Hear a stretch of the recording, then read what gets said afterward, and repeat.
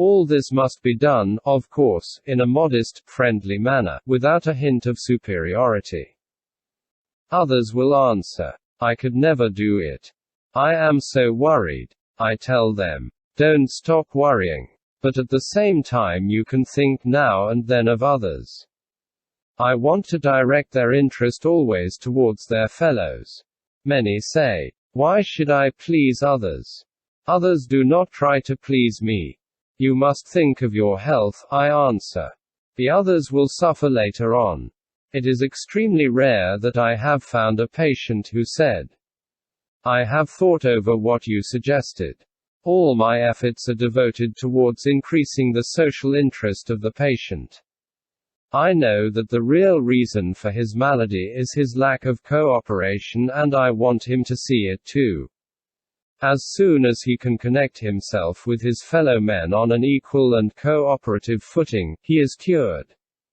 The most important task imposed by religion has always been, love thy neighbor.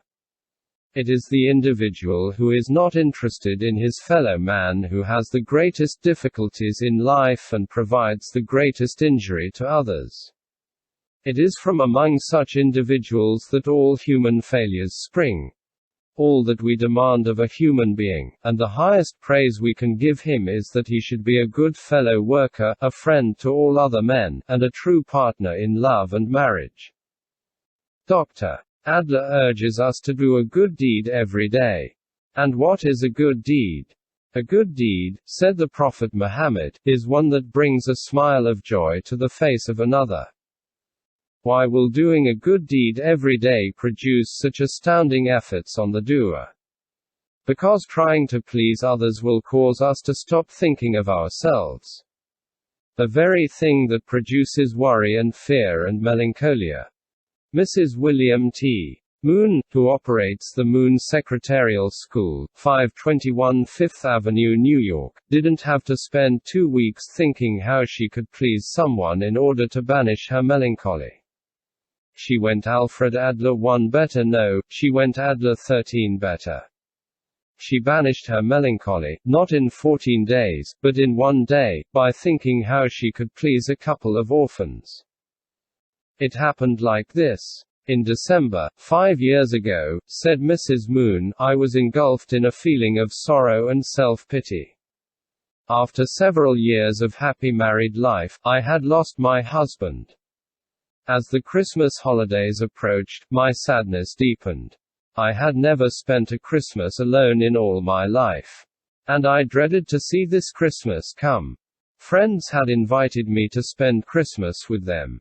But I did not feel up to any gaiety. I knew I would be a wet blanket at any party. So, I refused their kind invitations. As Christmas Eve approached, I was more and more overwhelmed with self-pity. True, I should have been thankful for many things, as all of us have many things for which to be thankful.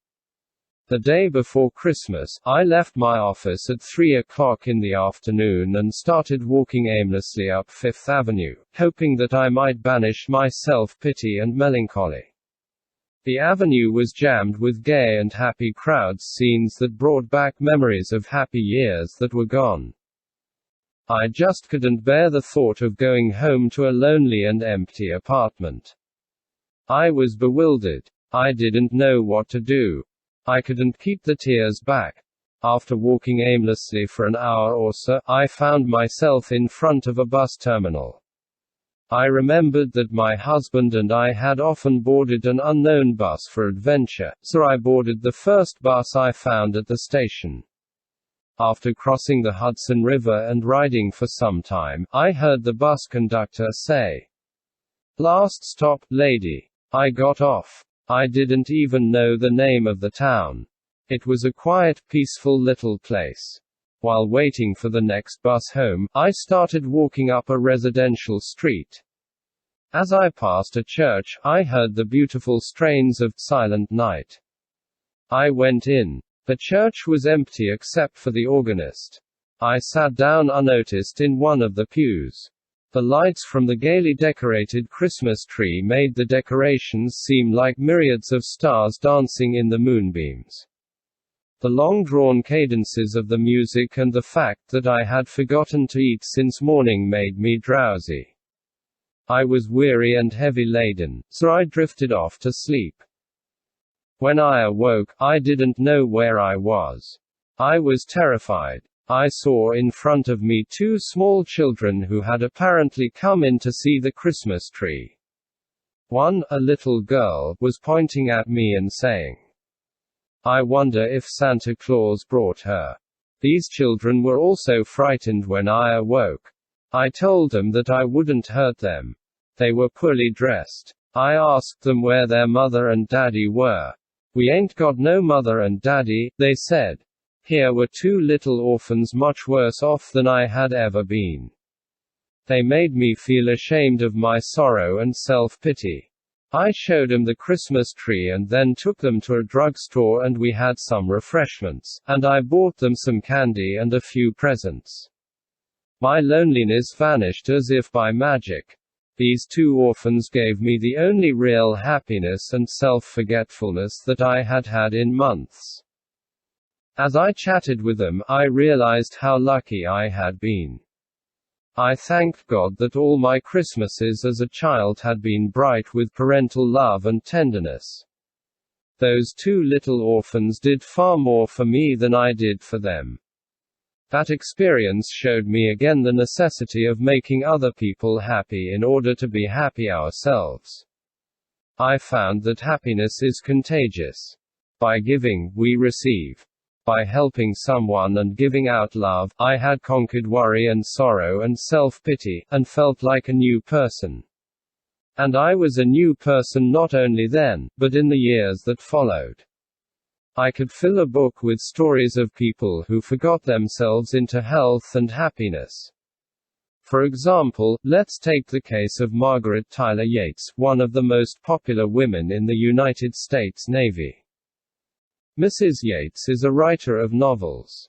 But none of her mystery stories is half so interesting as the true story of what happened to her that fateful morning when the Japanese struck our fleet at Pearl Harbour.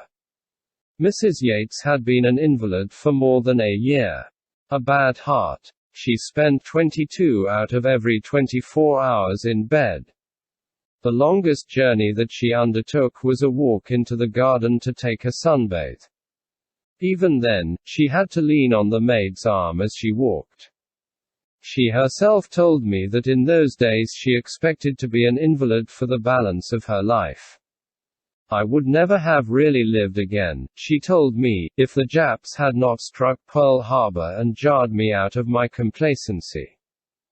When this happened, Mrs. Yates said, as she told her story, everything was chaos and confusion. One bomb struck so near my home, the concussion threw me out of bed. Army trucks rushed out to Hickam Field, Scofield Barracks, and Kaneohe Bay Air Station, to bring Army and Navy wives and children to the public schools. There the Red Cross telephoned those who had extra rooms to take them in.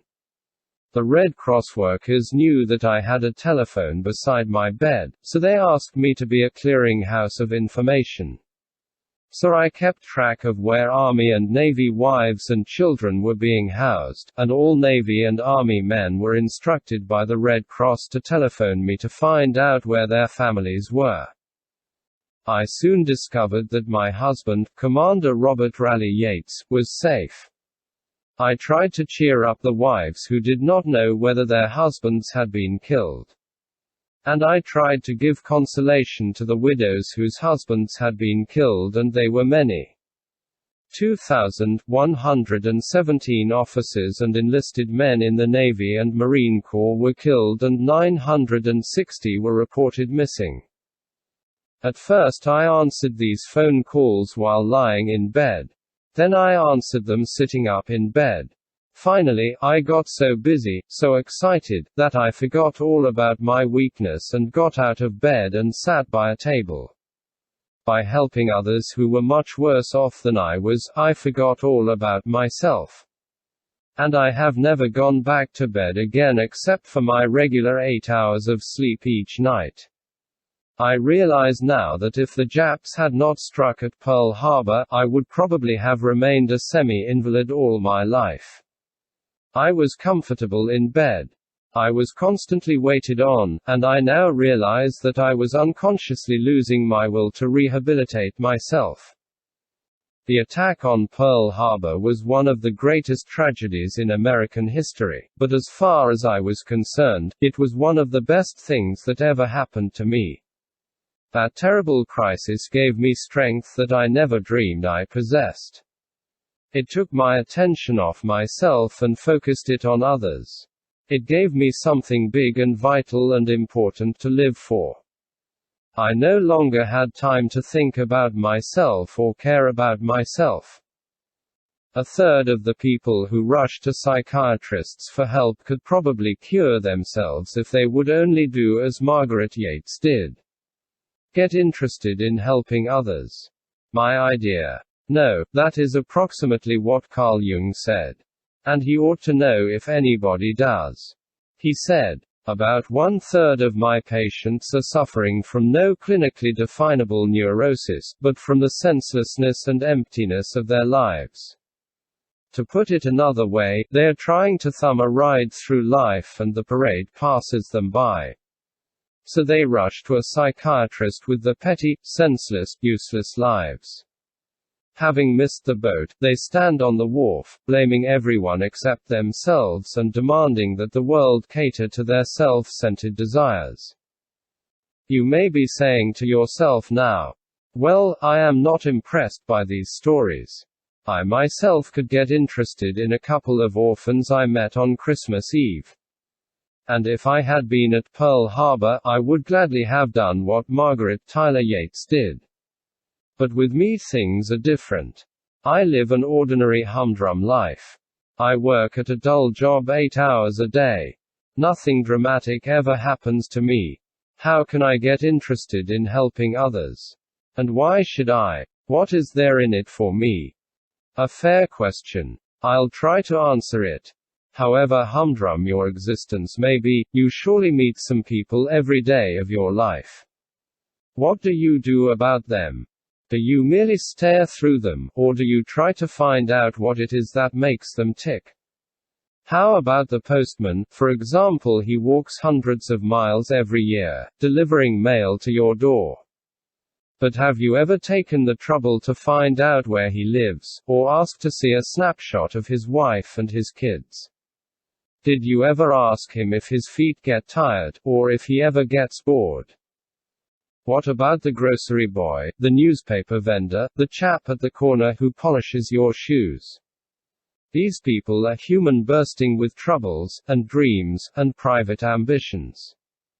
They are also bursting for the chance to share them with someone. But do you ever let them? Do you ever show an eager, honest interest in them or their lives? That's the sort of thing I mean. You don't.